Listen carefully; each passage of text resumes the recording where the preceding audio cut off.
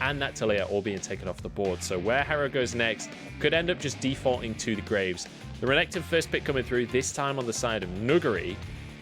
And the answer so far is the Kaisa for Mishi. And I can say I'm not surprised that all see Kaisa locked in here. Take it away from Lwx. You cannot allow him to have it. Haro going to stick with the Lillia, though.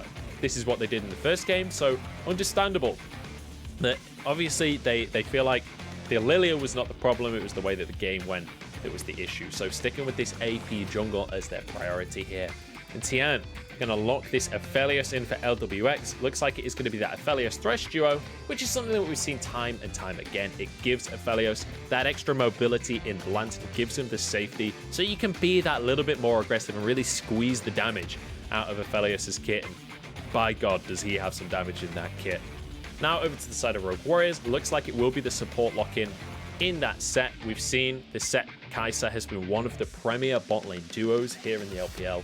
And it's just such an incredibly good pick at starting these fights and setting Kaisa up because he can apply those stacks of plasma to people across the skirmish. Dagda, if you're ever back at any point, just give me a shout and I'll stop talking. I have no idea. I don't know if people can hear me or not. I can hear him. I don't know if you Let's see. I'm gonna look at chat. Chat can inform me when I get back. Okay, just shout at me, chat, when you can hear me. I'm back. I think we did it. Official confirmation. Welcome back, Dagatron. Welcome. Thank you. I thought it was just a nickname, hate technology. You've grown.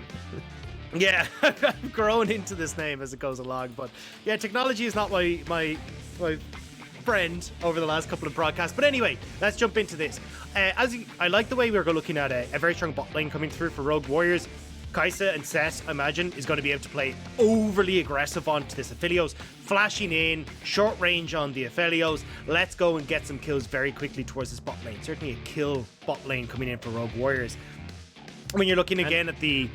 Oh, sorry, go on ahead, Mr. Munch. I'll let you... I thought you wanted a bit more of a break. I just wanted to quickly talk about the bans because a Hecarim and a Sejuani ban, Tian has been basically kicked out of this draft entirely. There have been 6 jungle bans across this draft. And Graves has been left open. Dagda, I know that you were saying to me earlier, you think Graves is a bit of a bait pick right now.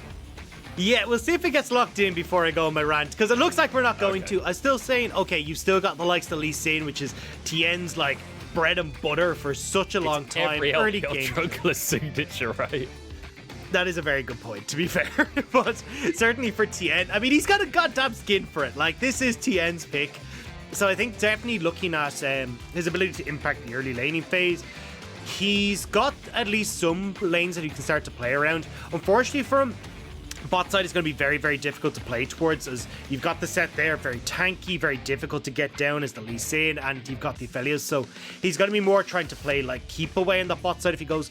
But I think up towards top lane, he can again look to play through Nuguri, get some early kills, and start to get this Renekton matchup snowballing, because that's the big one here for me. Renekton versus Aatrox. Yeah, that matchup is volatile to say the least. But we got Forge with an Irelia in this mid lane. Doinb on his signature Ryze once again. But we always talk about Forge and his love for these melee mid laners. You think of things like the Akali, these assassins. You also think of like Kassadin, and you think of things like this Irelia. So I'm excited to see Forge on this Irelia, and I feel like hopefully he can have a little bit more of an early impact, and especially alongside this Lillia. It's a good little combo in that you have that AP and you have the AD in the 2v2. So when I look at Rogue Warriors composition, I wanted to see them play 3 side lanes. Again, go for this 1-3-1, because if you start to go towards team fights, I think FPX have the stronger team fight, especially because you enable this Aphelios so well with the amount of melee assassins that you have in the team. Aphelios likes teams that are kind of jumping in on top of him, so he's able to get multiple damage sources off across the source of the entirety of the team fight. The big issue though for them is if, say, you've got like early pressure going towards Nuguri in this top lane, like we talked about with the Lee Sin, you can swing that matchup in favor of the Renekton for quite a substantial amount of time. And you can still have at least Doinb wave clear against this Irelia fairly easily. So Rogue Warriors are kind of in an awkward situation where trying to find an identity that can work as well as they're hoping for with this composition might be tough unless they can get this early lead that allows them to snowball.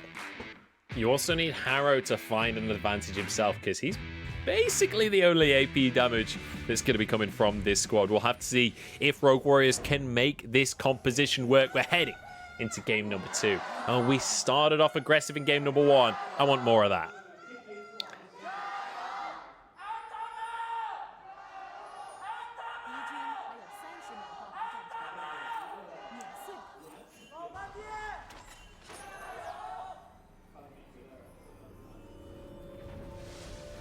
It's good to hear the support, as always, coming in. You can see Doinb's wife there for a second. It's always plucks at my heartstrings there when you see them. But I do want to talk about how you expect this early game specifically to go, Dagda. Because last time we set up that FPX want to dive the bot lane. They just want to go all in on the bot side over and over and over again. Rogue Warriors actually answered that early game exceptionally well. What are you expecting? Is it just FPX going to go bot over and over again? Because we talked about the 1-3-1 for Rogue Warriors. How did FPX play this? Yeah, I think for FPX, you're actually in a little bit of a conundrum. The only real lane that I see you can play through, honestly, is going to be this top side of the map. You're in an unfavorable matchup as Doinb in the mid, unfavorable matchup bot lane as well. So for Tian, who's looking to get aggressive on this Lee Sin, top lane seems to be the way to go. And you touched on already how volatile this matchup can be. You need to play towards top. Okay, so we want to see Tian getting involved in that top side. You can see Tian has started on his red buff, so you expect him to path upwards towards that top side of the map. Maybe they can get that snowball. And let's bear in mind, game number 1 of this series, I don't want to go too hard on Ziv here, but let's be honest, Nuguri easily had the best of that matchup. That wasn't even close. So we want to see a little bit more out of Ziv here, but he might have his work cut out if he ends up in a 2v1. And as you've already said, it's an exceptionally volatile matchup. We've seen it time and time again. With the way that Gore Drinker works as well, once you start to fall behind a little bit in that matchup, you're basically never going to get a kill again. Yeah, it's essentially a rush to Gore Drinker. Whoever gets there first can go for these all-ins because you've got so much of this health that's going to come back. It just heavily turns the trade in your favor. Now, levels 3 to 4 are massively in favor of Renekton. Aatrox does get a little bit of an advantage as it starts to go towards like 5, level 6, but then it starts to even up once again. So getting this early impact up there is going to be really crucial for the side of FPX. I wanted to take a quick moment though. Take a look at the mid lane because I'm looking at Doinb with this exhaust. I'm looking at him in this matchup. He's not going to have a fun time. We're not going to see the same Doinb from last game where he was roaming all over the map. He is actually going to be under a lot of pressure here from Forge, and it does create the opportunity, if Forge wants to actually get out on the map and try and make these plays happen.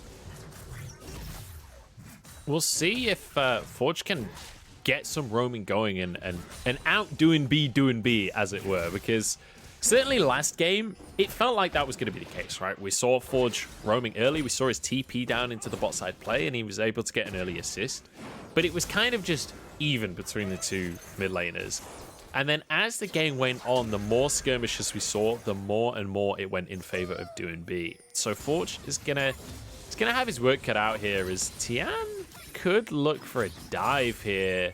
This is already looking scary for Forge. He is going to be able to play this wave, though. Keeps him away from the tower. Tian just going to go for the chickens instead.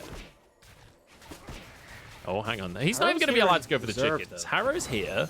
They want to contest for the Razor Beaks here. I think Tian managed to get 1, so that's 8 gold. We take those. Daylight robbery coming out as Crisp is going to follow up on Reheal, who's tried to go for a roam, but I think he's gone a little bit too far here. Crisp not going to pull the trigger. Forge going in. Double stun on the Irelia as Haro comes to follow up. Reheal denied by Crisp. That was a nice hook. That was a very important hook from Crisp. Denying the follow-up CC with the face breaker meant that FPX were able to walk away, because look at Doinb's mana. He's got nothing left in the tank, and that's why you can see Rogue Warriors are feeling confident now to get in, go for this invade onto the chickens, knowing that they'll have the advantage. Tian does have his smite up, but Reheal going to force him away, and Forge with an incredibly aggressive TP. He's only TPing to get back to lane, but he's able to use it to find Haro an advantage. 1v1 in the top side as Ziv looking to continue this one, but Nuguri dodges away from the power slam onto the floor. And let's bear in mind, Nuguri in these 1v1s has had the best of it so far. Look at the CS deficit that we're seeing already on the top side of the map. Almost 20 CS up for Nuguri. I want to go back to what we just saw for the mid lane play, though, because honestly, I don't like the way FPX played this. What I would have preferred to see was Doinb shoving in, and then resetting, because he's the one without the teleport, so getting these favorable resets is super important as the Ryze in this matchup. Tian getting chickens, you don't care, you're Lee Sin, you're not trying to farm to the late portion of the game. So setting Doinb behind now off of that reset gives a lot more power to Forge. He can even now shove in this lane once again if he wants to, go back and get another reset. But look at the items that are available for Forge, like Doran's Blade, Longsword, and that Corrupting Potion means that he'll have the kill pressure here in this lane if he can get onto Doinb, but Doinb's doing a really good job here. Yeah, Forge actually just getting bullied out of the lane completely. Haro is here as well, though. Doesn't have 6 just yet, so Doinb won't fall asleep in this situation. He is wide awake. Vanguard's edge in, but the exhaust ruins everything, and Crisp read them like a picture book. Onto Haro they go to pick up an easy second kill. Doinb ticking down, but the shield comes through from Tian, and that was magnificent from FPX. So I like the way FPX played this one. This one was great. This one went real well for them. Able to turn this around as Forge just playing way too aggressive. I mean, we just said, hey, look, he's got Dorans, he's got his pots, he's got this longsword. Like, he's got way more resources, or at least gold invested into offensive capabilities, but he ends up messing up so many of these trades. Doinb's just poking him the whole time through the minion wave, and then he ends up way too low to take that fight. And we're going to see it here. Like, Forge is consistently getting poked out through the minions here, and with Doinb playing so close to his tower, Forge can't go aggressive. Haro comes in to try and rescue this, but off of the reset, Crisp is up here and is able to keep him safe. So really nice play from FPX, both utilizing the reset advantage they had in bot lane, but also with just Doinb's positioning in the lane. Oh, we've got a 2v2 on the bot side. Crisp forced to flash away from this one. Hook comes in, but he pulls the face breaker towards him. Barely survives, as the last tick of the Ignite wasn't quite enough. Reheal is low. Lwx maybe could go for this one. Still has his flash available. Shuriken's going to hit onto Mishi here, but Lwx can't push too hard for this one. Lantern was on cooldown there. They're just going to push the wave out and leave this one alone.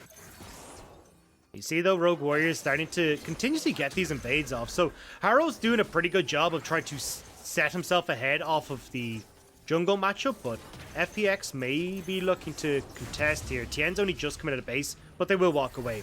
And I like that Rogue Warriors are trying to play this style, because honestly, the lanes aren't really going in their favor. But if Haro can out-farm and become that big AP threat that you kind of mentioned, Munch, I think that that's a really good way for Rogue Warriors to get themselves ahead in this mid-game. Let's have a look at... Oh, I don't know when this happened, but we've got a replay because Ziv got dived. Let's be honest. Yeah. Not a lot you can do in that kind of situation. There is no outplay to that. And you can see that that is now reflected in both, as the CS that we were already starting to talk about, but certainly the builds coming in from Ziv. He's gone for the Nuguri's found him again, though. That's a good little combo going down. Okay, sorry, I thought it was going to be more. I just... You're okay. Didn't want to miss the 1v1 if it was happening. No, it's okay. You know, you can interrupt me whenever, Munch. It's okay. It's fine. I just wasn't listening, that's all. I just don't respect your opinion. But look, you got the play to steel caps coming in for Ziv. I think that's a smart choice here. He knows he recognizes he's going to be in the back foot. It means it will delay his Gore Drinker, though, so when we get to these team fights, say, around the Dragons, like that second one, that might... that's going to be a bit of an issue where he's not going to have as big of an impact. And FPX can look to use the advantages they picked up through Nuguri to power through those team fights. Rogue Warriors heading towards the mid lane here. They picked themselves up a Rift Herald. Doinb needs to be cautious. In the meantime, though, while this is all going off in the top and the mid, we've got Lwx just pushing for free. He's on Aphelios. He had Shuriken to work with. He's going to get a bunch of solo plates here. This will only be 2 plates in the mid lane. In the meantime, Tian's grabbed himself the first dragon of the game, and that is 4 plates that Lwx has got for himself now. Tian is just playing bouncer. He's keeping him safe. Kick in on towards Haro, keeps him out of the fight. Lantern out as well, and FPX. This is beautiful. Now Michi goes in, but he's exhausted. Vanguard's Edge is going to end that one, and it's going to be a double kill coming through as Forge grabs these one down, but FPX here with the answer. Reheal falls, and now Nuguri looking to chase this one down onto Forge. Dashes away with the Blade Surge in towards the river. Can I actually get away with this one? Because Nuguri, I think, is still chasing this down. Wants to follow into the jungle. Realizes, though, I think Forge has got away. That was just a lot of mistakes compounding on each other for Rogue Warriors. As you said already, like, giving this much gold to Lwx in the bottom lane off of all those plates is a big no-no in my book. You should not be letting this Aphelios scale as easily as Lwx is. And then as well, not respecting that Nuguri had that teleport in the top lane. He just joins in the fight. Hey, numbers advantage for FPX, let's go. This Rogue Warrior is just not respecting the map or the advantageous TP situation for Nuguri. This is honestly FPX this series with a masterclass. And look at this from Tian. The combo of him getting the kick and then getting the land now is just too good. Yeah, very, very clean from Tian. But this overcommit from Michi, this was way too far. You can see the instant TP from Nuguri as he licks his lips knowing he's going to be able to get in here. Gets one, gets the kill onto Reheal, and then Forge is forced to run for the hills. But look, Kraken Slayer already completed there for Lwx. He's going to work very quickly through that Prudence Hurricane, in towards that Infinity Edge, and be an absolute monster. Whereas when you look at Michi, he's trying to work off of the Gale Force spike, although there is an argument potentially here for Kraken Slayer. Hang on, we've got Forge in trouble yet again. He's gone in, but that was not the play. Reheal now wants to try and answer it, but I have a feeling Rogue Warriors are overcommitting to try and answer for this play. There are 4 of them here, though. Doinb dodges away from the knockup, and it is going to be Crisp that goes down. Tian now trying to escape. As Haro just misses out on the little shillelagh swing. In onto Reheal, the kick is there. And the damage from Lwx as well. Ziv trying to get onto the front line, but he's just not tanky enough. Flash over the wall from FPX as he's surviving. Haro trying to get into the fray, but Tian is in a 2v1 and he's trying to win this one out. Doesn't have the damage and he's taken down himself. And Rogue Warriors finally get a fight. It's Skirmish City, Munch. This is what we expected coming into this. And beautiful to see Rogue Warriors fighting back. When you realize, hey, look, you know what? We've now got the man advantage in around this dragon area. Let's get these objectives, or at least get these team fights going in our favors. However, Nuguri does clear out this top side of the map, so a nice cash injection there for the Croc. But the big win is kills on to Kaisa, kills on towards Haro, and as well Forge, because Forge needs to very quickly get through his Blade of the Rune King into that Triforce, so we can just rip through Doinb, chase him down in these long lanes. So as long as Rogue Warriors are getting fights and getting towers off of this, that's the big thing for them. Oh, the Realm Warp in towards the bottom side. Forge already flashing on this one. But things are going to come back off cooldown. There is no tower to run to. Nobody from Rogue Warriors is near, but the sidestep onto the Q. There's the hook, though, from Crisp. And unfortunately, Forge's great escape is ended early. I want to see if Rogue Warriors can trade this, though. They have to push him mid, but they weren't able to get underneath the tower fast enough. Harrow's only just coming out of base, so FPX essentially get that without any answer coming through from Rogue Warriors. Tian even going to get himself a little bonus grump there on the back of that play. 1 minute and 20. And 20? 1 minute and 20 seconds until this Drake comes up onto the map. It's FPX that started off with a Drake. What can Rogue Warriors do? Hang on. We've got Nuguri in a 1v1 right here. Already has the Gore Drinker, though, and look at the healing that he gets coming out. Him and Ziv in this 1v1. Ziv not level 11 just yet. The World Ender finally coming on through. There's the lifesteal. Flash from Nuguri, though, to dodge away from the knockup. Gets back into the fray, gets the stun, and he should be able to find the 1v1, but the lifesteal is there. Oh, Who's God! going to win this one? Who knows? Ziv takes the 1v1 over Nuguri. Holy moly, that was a long one, but Ziv, your prize might just be FPX killing you anyway. Yeah, and Doinb's here as well to snag himself some kill credit. Trying to chase this one down as Ziv. Trying to get onto the wrong side of the map, but he's got some teammates nearby. And Tian doesn't actually have to damage. There's the hook from Crisp, and it was so damn crucial. Everybody coming into the fray now as Tian dashes away, gets himself a shield. Reheal goes down, double for Tian before he falls. And now the sleep comes down onto Doinb. Should be able to be finished off. Michi with the kill on that one, but Crisp bringing in reinforcements. And it is pure chaos on the Rift. Now Michi stuck between a rock and an alcove, hooked in from Crisp, who hasn't missed all game. And Lwx with another. What about Dragon? What happened to Dragon? Why are we fighting top lane when there's a dragon up? God, this game is so crazy. But look, this. Do you know what that was? That was FPX making sure that everybody knows that this investment was worth it. Nuguri went down in a 1v1, and they took that personally. Yeah, and look, the 1v1 goes in favor of Ziv. Then chaos ensues. However, I want to look at this dragon coming up very quickly, because the kill going over towards Ziv gives him that Gore Drinker, which was pretty crucial to solidifying his advantage coming into this fight. You've got like the Blade of the Rune King here for Rogue Warriors, but they need to come in from multiple different angles. Now that they control the river, this gives them the opportunity to try and see if they can maybe get Forge to come in from one angle. FPX, though, realizing this, are actually going to back away as they think, hey, look, there's just too much control here for Rogue Warriors, and we don't want to give more gold over in their favor.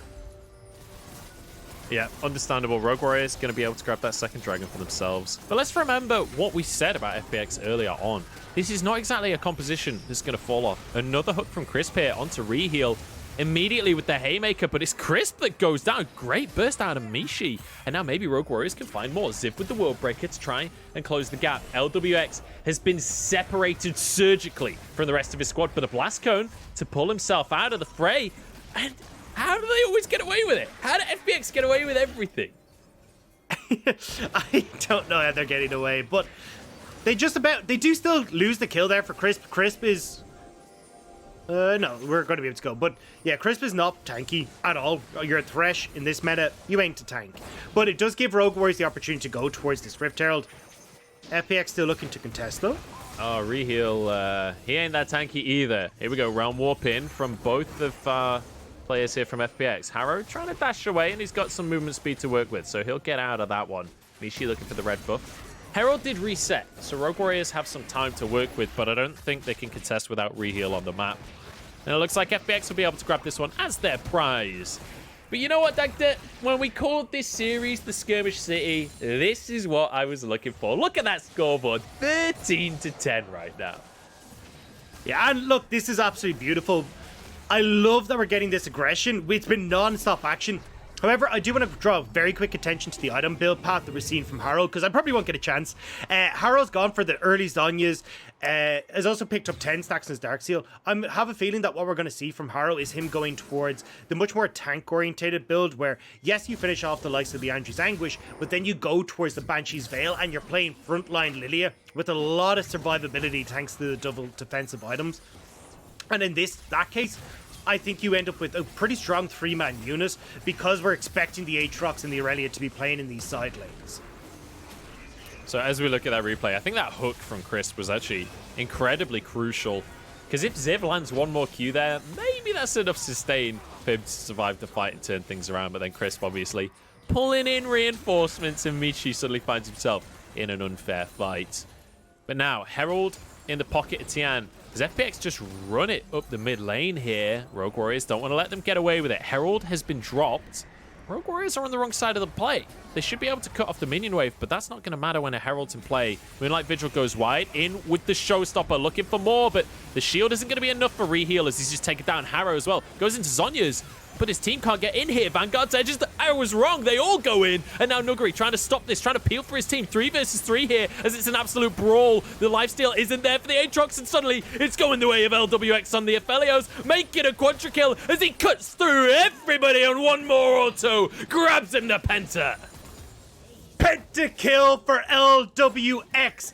We already said this Aphelios, he's looking kind of scary. He's been picking up those turret plates, and now he's picking up the pentakill for FPX. And just look at Lwx on the camera as well. Just scratching the back of his head, not the hint of a smile. This guy is a robot sent for the future to play League of Legends. He's the anti-Dagatron. Yeah, I don't play League of Legends. Anybody's seen it, it's absolutely atrocious. So it's better off that Lwx is the one that we send forward in our cyborg army to kill things. So Lwx anyway, beautiful play and great fight there from FPX as well.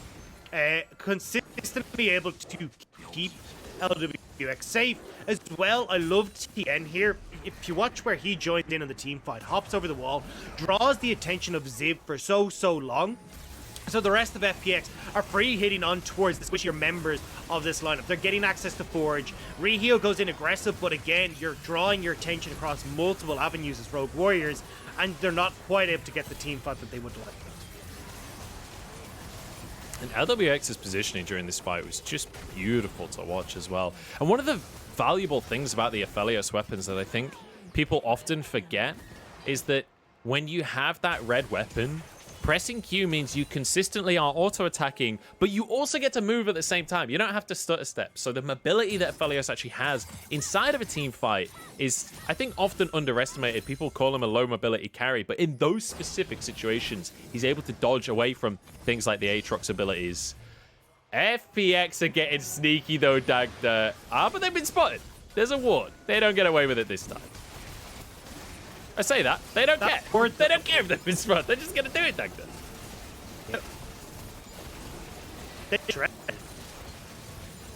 They absolutely destroy this. You can see Lwx, he's got guns for this, bro. You're too late. All right. Already, FPX drag fight.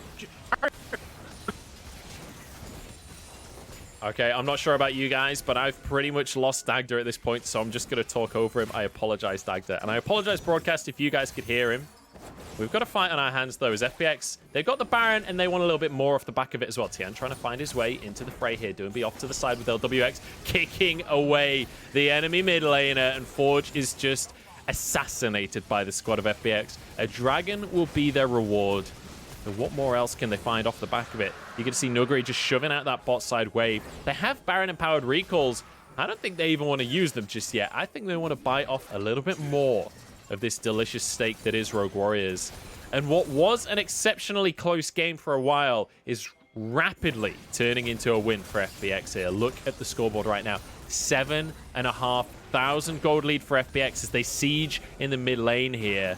Do need to be careful, but they're going to have the presence of Tian to keep Reheal away from the flank in the meantime. Nuguri setting up on the bot side of the map. And I love that even after going for Baron, even after getting that pick, they're not going to reset. They just want to find more and more. They don't want to give Rogue Warriors a single second of reprieve. In goes Reheal, great base breaker, but the Lantern keeps him safe. But now the rest of the squad goes in. Moonlight Vigil doesn't do too much, but the damage is there regardless. And now the Realm Warp. You cannot run away from this squad. They will not let you escape. Down go the towers in the mid lane. And with these death timers, maybe they can find more as well. Nuguri is just running past him. He's running over to the rest of the squad because Crisp is on the way. Lantern comes on in, but he doesn't need it. Nuguri fires the 1v1. Inhib goes down in the mid lane. The bot lane tier 2 will fall as well. FPX might be able to find a little bit more for themselves as they're pushing in the mid lane here. Look, This is it. This is going to be into FPX. They can close this one out. I think they might just be able to. The towers are falling. They're looking for a 2-0. Mishi hit with the Q here. Sonic Wave not followed. Oh, it is in the end. Tian kicks him onto the fountain. Doesn't quite have the damage. Now the rest of the fight ensues, though, as Forge falls. And look at Lwx doing everything for the squad. His Q's shredding the health bars. Mishi with a 1 versus 5 on his hands. He gets one for himself. Flashes away from Tian, though. Forced onto the fountain. And FPX just look magnificent today. FPX are on fire. What a performance coming in from this roster. Again, you've got just execution on point. The compositions work so well together, and the coordination from this team is absolutely spectacular. Game 1, we saw them operate this very difficult composition, make it look like child play. Now coming into game number 2, they get these perfect team fight setups coming in for the Aphelios. We said already Lwx, he's going to be enabled so well in these fights. As long as they can keep him safe, everything's going to be okay. The pentakill for Lwx and an easy pickup for FPX when it comes to that W. And the unflinching pentakill for Lwx as well. He was so cool, calm, and collected. It was honestly kind of scary to see that, like, this guy's been here. He's done it before. This guy's already a world champion. A single pentakill in the group stage don't mean nothing. But I will say, when you think back to 2020 summer and what we were seeing from FPX, think back to the regionals and how it was kind of lackluster, right? There was just something that was missing there. It wasn't quite good enough. It wasn't quite what we wanted to see out of the squad. The synergy didn't quite feel there. They tried with Khan, they tried with Gimgoon. Neither of them really felt like they were quite enough. This year, everything's changed. Nuguri coming onto the squad seems like the breath of fresh air that this squad needed. And Tian, the guy that has been criticized on this team, that people have said maybe this is the weak point for the squad that we'll struggle with. Tian looked amazing today. Tian had his run of the mill when it comes to taking on Haro. 100%. I think a large portion of that was obviously getting a pretty favorable matchup in game number 1 and being able to execute so well, at least with the Lillia making those plays down towards the bottom, having a very definitive game plan. And then coming into game 2 as well, we get to see why he has a world skin, why this pick is so synonymous with Tian. His mechanics are great, his ability to find these team fights and set them up correctly is phenomenal. They just look so damn clean. So I think the big takeaway from me though for this game was just Rogue Warriors not really understanding how to utilize their bot lane. Both games, Rogue Warriors end up rotating their bot lane up towards mid, giving a whole bunch of free turret plates and everything else towards Lwx. And from that point forward, both on Kaisa and on the Aphelios, he just became absolutely massive. There wasn't anything you could do to stop him. So coming in to future Rogue Warriors games, they need to make sure that they're not just dragging Michi and Reheal around the map for the sake of it, and actually making sure they're not giving these big advantages over to opponents. Yeah, and especially against a team like FPX, it's so difficult not to give those advantages over because they are, based on this series, based on what we've seen so far this season, they're so exceptionally good at taking more than you're willing to give them when they find the tiniest advantage. I mean, this is a 23-minute win. This was dead even at like 15 minutes. Look at the goal graph. They were 2k ahead at 15 minutes. They just find these tiny little windows, and instead of just trying to squeeze through the gap, they get a crowbar, they wrench that window off the wall. Half the wall comes with it. They just blast their way through. Yeah, and there's nothing you could do. And this is the beauty of FPX. And we talked about the creativity of Doinb with his Ryze picks as well, where he's perfectly happy to have these realm warps where we got them in towards repositioning Lwx in game number 1. In the second game of the series, we see them getting these creative starts on towards Baron, ripping that apart before you can even get the opportunities, Rogue Warriors. There are so many ways that they've been able to play these team fights spectacularly and play the map beautifully as well. It's FPX as a whole looking like they're conform. Yeah, FPX looking like a world championship team once again. That is, I couldn't have said it better myself, Dagda. Beautiful stuff coming out from this squad, and it's exciting to see them return to glory. And it feels like this team has that same pizzazz that we used to see. It feels like Nuguri coming onto the squad, it's not just a breath of life in terms of the gameplay. It's also feels like his sense of humor matches the team. It feels like with the anecdotes we've heard from this squad, it feels like they're good friends already. Even though he can't speak Chinese just yet, it doesn't seem to matter. Gale Force. Exactly, Gale Force.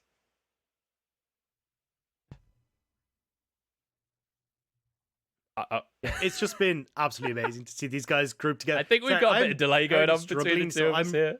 So yeah, I'm struggling apparently on my end. I'm seeing that. I think we're going to be swapping me out, but yeah, this is it's great to see FPX working together. Again, we talked about the multiple strategies that FPX are able to bring to the table now that Nuguri is part of the roster and what he's capable of doing. And again, we're seeing these super creative drafts where FPX are able to play off their mechanics, play off of how quickly they can operate around the map. And it's that creativity that makes me fall in love with FPX whenever I do see them. It's so beautiful. And like FPX, when they look good, they look amazing. They're so much fun to watch. The question for me is, can they keep this consistently this split? Because we saw specific games and specific series last split that were incredible, right? There were glimmers of that FPX where it was really exciting. Even Khan had some incredible games where he was popping off. Gimgun had some games where he was able to play that weak side top lane that FPX had relied on in the World Championship. They weren't quite able to make it happen last year, though, consistently. This time around, at least to start with, it's feeling good. My question will just be if they can keep that ball rolling throughout the year, and if their meta starts to shift, is that an issue for them? Because based on these picks, this is kind of the exact same FPX style that we saw in 2019. So if the meta doesn't lead towards that, could this team be in trouble, Dagda? I think the bigger... I'm curious about that. I think the thing for me is that, like, pretty much, if you look at both games this series, right? Lwx and Crisp just got accelerated thanks to all the couture plays they're able to pick up with Michi and Reheal wander around the map. The problem that we had with FPX in summer 2019 and summer 2020 and spring 2020 was their bot lane. So I feel like at least in the couple of the series that we've seen, with how heavily FPX were playing towards bot lane against EDG, now in this series with a lot of that gold being invested into the bot lane, we're kind of seeing a big L plaster put over FPX's bot lane, where they look really good because, well, they've just been fed a lot of these resources and given a lot of time to grow. I'm curious to see what happens when we start to see them play more heavily around the likes of Nuguri, maybe not putting as much attention or not being given as much gold, if we can still see LWX coming out with pentakills and amazing Kaisa performances, or if we start to see the bot lane being a little bit of a crutch and needing a bit more attention once again. Yeah, and I mean, when you mentioned the bot lane as well, we immediately have to talk about LWX, right? Because he's MVP for this series, and rightly so, or at least for this game. I'm pretty sure I don't know who the MVP was actually at the end of game 1. I don't think we did MVP, but oh, look at the cat! I would have given it to LWX. He's got the cute cat that he's got on his skin. Isn't that just adorable? I will say that cat does not look that happy to be held right now. He does not look like he wants a part of any of this. No, he's not looking very chill. He's definitely spotted something on the floor that he is eyeing up and wanting to chase down. And honestly, though, LWX very well played coming into this series. His Kaisa performance was absolutely impeccable. And as well, you could see the Aphelios getting all that turret plate gold just gave him a massive boom when we got to these mid-game fights, spiking off of the 2 items and hitting hard, getting that pentakill. So beautiful play from LWX, and often his position in these fights was what sealed the deal. You can see it in this fight where he does pick up the pentakill, flashing away from Forge, getting away from a lot of the threats, while still being able to deal so much damage. And a lot of that, again, was the team setup to just make sure that LWX had the peel, had the safety in these fights. Yeah, honestly, and you see his positioning. Even while he's focusing on someone else, he's able to maneuver his way around so that he can dodge away from the knockups from Aatrox and then Mishi, obviously. There's not really much that he can do about that one. And I love that the rest of FPX just like lay off on the autos. They're like, you know what? We'll let you have this one. Even though pentas are not given, I think your teammates allowing you to have it is a different category. I think that's definitely acceptable gameplay. Really nice to see from FPX that they are definitely feeling